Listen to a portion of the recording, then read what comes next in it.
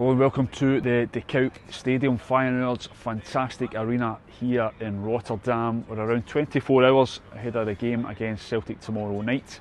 Just been here at the Feyenoord press conference speaking to Robin van Persie ahead of the match. He spoke in glowing terms about Celtic and of Scottish football in general, saying he's a big fan of both. And also, big takeaway from the press conference was how well Robin van Persie spoke about former Celtic manager Wim Jansen. Van Persie was a young player here at the academy, coming through the ranks, and he spoke about how the one man he wanted to impress back in those early days of his career was the former Celtic manager Wim Jansen.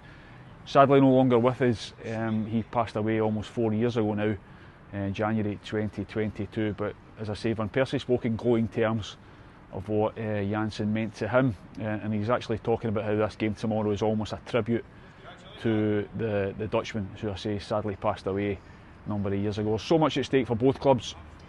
Feyenoord haven't had a great spell of late. They're second in the Dutch league, but European wise they're under a bit of pressure to get a win here tomorrow night. For Martin O'Neill's Celtic, clearly I think they're looking at maybe trying to get 2 wins from their final 4 games to try and progress. This will be a tough game for them tomorrow night. We expect Wilfried Nonce to be appointed new Celtic manager next week, so this is likely to be Martin O'Neill's final game as Celtic manager in Europe before the weekend game against Hibs at Easter Road. So you can see behind me, it's an old-fashioned stadium here.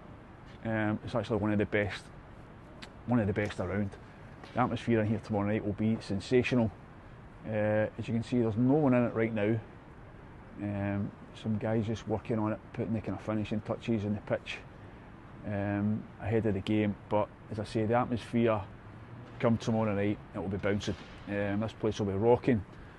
Celtic fans will be expecting, I think, will be behind that goal over there. And I say, a big night for both clubs.